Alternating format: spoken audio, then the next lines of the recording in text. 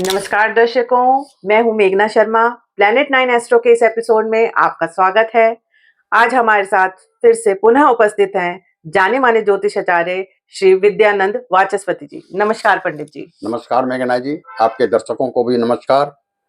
दर्शकों, पिछले एपिसोड में हमने जाना मेष राशि के बारे में।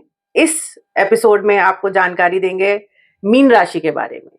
मीन राशि में शनिदेव आए हैं तो उसका क्या प्रभाव पड़ेगा, पंडित जी बताइए।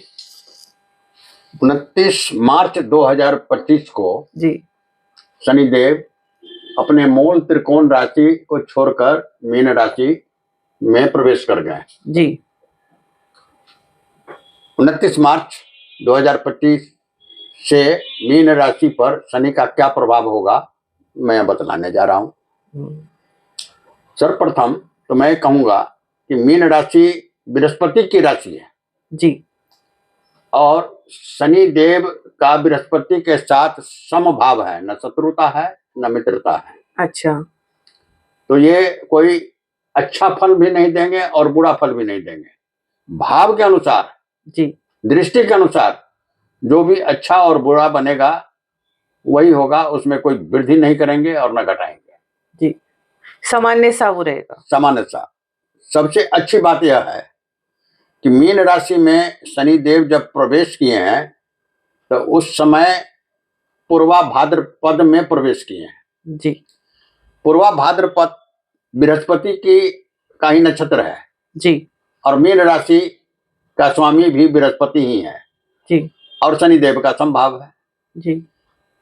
तो प्रवेश किए हैं। तब से 28 अप्रैल तक की बात बतलाता हूँ। 2025 28 अप्रैल 2025 तक पूर्वा भाद्रपद नक्षत्र में है, मीन राशि में है, गुरु की ही राशि है, गुरु का ही नक्षत्र है, समभाव है, इसलिए ये अच्छा फल ही देंगे, बुरा फल नहीं देंगे। चलिए, समभाव है। चलिए, मीन राशि के जातकों को आराम से सांस लेने का टाइम आ गया है कि उनको सामान्य रहेगा, कुछ खराब नहीं होगा। 28 अप्रैल के बाद शनिदेव आ जाएंगे उत्तरा भाद्रपद नक्षत्र में।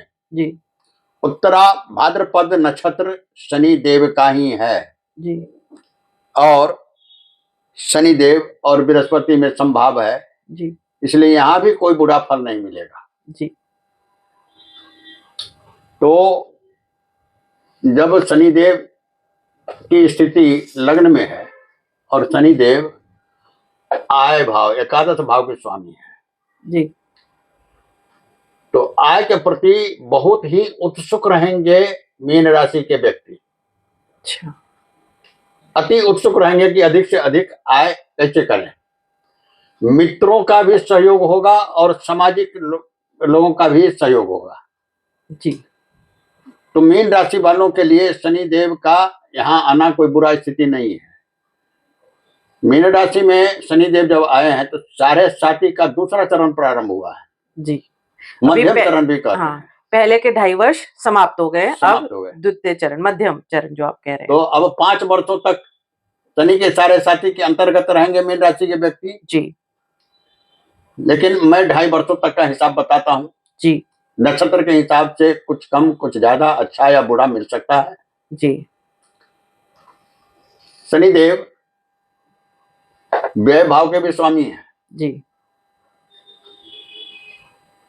और लग्न में है बैठे हुए, मीन राशि के लग्न में। जी, खर्चे की भी उत्सुकता इनमें उतनी ही होगी जितनी आमदनी करने की। जी, तो कमाया 10 और खर्च किया 10 तो बचा क्या। जी, इसलिए खर्च पर नियंत्रण रखें तो धन की वृद्धि हो सकती है। जी। यहाँ कुछ भी बुरा नहीं है। आय भाव का स्वामी होने का कारण सब अच्छा ही अच्छा है, लेकिन व्यय भाव का स्वामी होने का कारण आप खर्च में नियंत्रण नहीं रखेंगे तो फिर बचेगा क्या, आय करने का फायदा क्या। इसलिए खर्च पर नियंत्रण रखें। अब आते हैं हम शनिदेव की तीसरी दृष्टि वृषभ राशि पर है जी, जो शुक्र की राशि है जी। और शुक्र इस समय मीन राशि में ही उच्च के चल रहे हैं। अच्छा, और शनिदेव के मित्र हैं जी। भाई बहनों का भी सहयोग प्राप्त होगा। अच्छा, उनके साथ सौहार्दपूर्ण वातावरण रहेगा। जी। अब सावधान कहाँ होना है?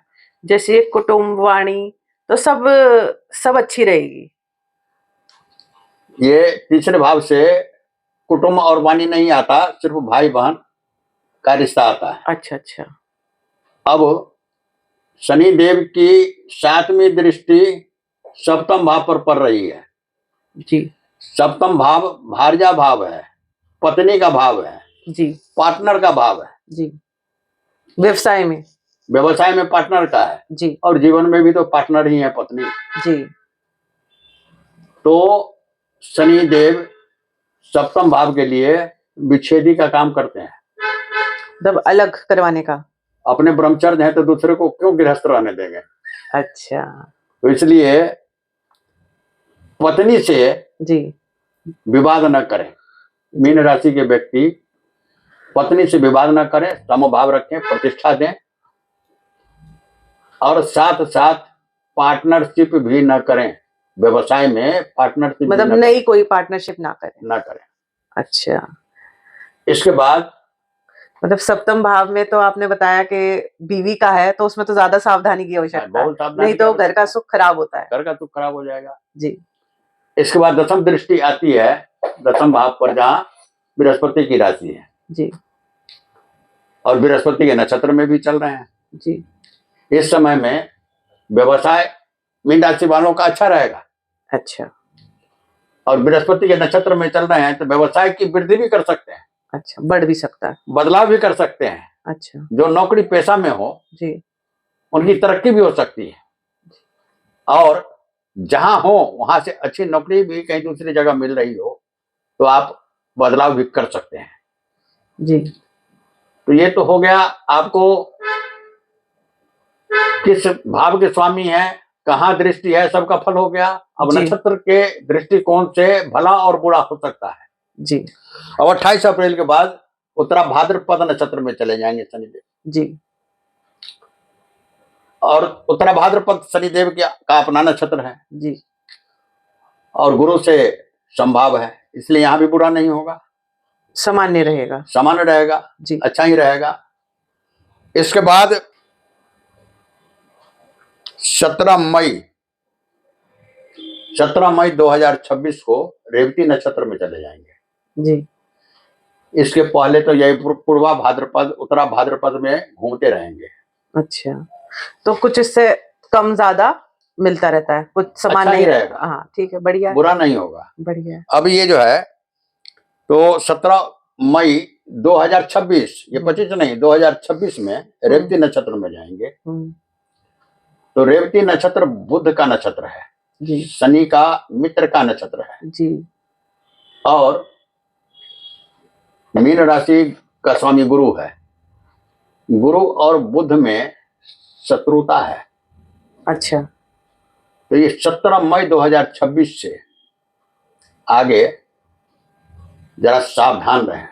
अच्छा, मीन राशि के व्यक्ति अगले साल से, अगले साल 17 मई 2026 से सावधानी रखें, सावधानी रखें। फिर 9 अक्टूबर 2026 को उत्तरा भाद्रपद में आ जाएंगे तो फिर राहत मिलेगी। 17 मई 2026 से 9 अक्टूबर 2026 तक। इसके बाद फिर 8 फरवरी 2027 को रेवती में जाएंगे, तब सावधान रहें जी। और इस वर्ष के अंत तक 3 जून 2027 के तक सावधान रहें। इसके बाद फिर शनिदेव चले आएंगे अश्विनी नक्षत्र में जी। अश्विनी नक्षत्र केतु का नक्षत्र होता है जी। शनि के मित्र भी हैं और गुरु से संभाव भी है केतु का जी।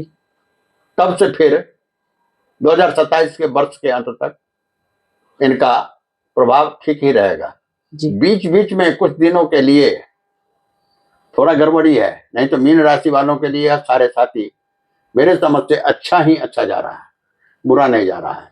लेकिन यहाँ पर ध्यान रखें खर्चे पे ध्यान रखें, अगर इस पर ध्यान नहीं रखेंगे तो फिर कुछ भी गड़बड़ी हो सकती है, फिर परेशानी का सामना कर भी सीधी सी सकते बात हैं। है, आर्थिक संकट जब उत्पन्न होगा तो सभी प्रकार के संकट उत्पन्न हो जाएंगे। जी जी। तो पंडित जी, मीन राशि के जातकों के लिए आपने तो बहुत अच्छा बताया, पर खर्चे पर नियंत्रण बताया, इसके लिए कोई उपाय भी बताइए हमारे जातकों को। देखिए, क्योंकि ये राशि कुंभ राशि है, शनि की राशि है जी तो हनुमान जी की उपासना भी कर सकते हैं, जी हनुमान चालीसा का भी पाठ कर सकते हैं। जी हो सके तो शनि देव का कोई एक मंत्र या एक प्रार्थना लिख लें, स्मरण कर लें और उसे जाप करते रहें। मंत्र ओम शं शनैश्चराय नमः, जी रुद्राक्ष की माला से एक माला प्रतिदिन जाप करें। जी और एक मंत्र, नमस्कार मंत्र याद कर रहे, वो चलते फिरते जहां तहां भी अपना मन ही मन इस मंत्र का जाप करते रहे। मंत्र बहुत ही अच्छा है। जी ओम नीलांजन समाभासम रविपुत्र हेमाग्रजम छाया मार्तंड संभूतम तम नमामि शनिश्चरम, बहुत अच्छा लगता है। जी चलते फिरते मन ही मन अगर ऐसा जाप करते रहें, शनिदेव को प्रणाम करते रहें, तो आप जिनको प्रणाम कीजिएगा वो आपको मारेंगे नहीं, आशीर्वाद ही देंगे। जी जी इसलिए इस मंत्र का जाप भी करते रहिए तो अच्छा रहेगा। जी।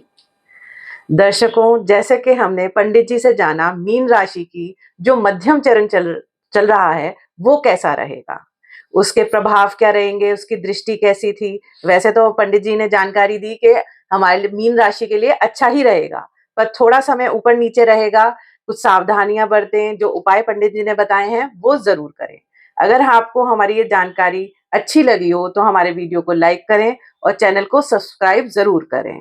अगर आप पंडित जी द्वारा जन्म कुंडली का विश्लेषण करवाना चाहते हैं तो नीचे दिए गए नंबर पर संपर्क करें।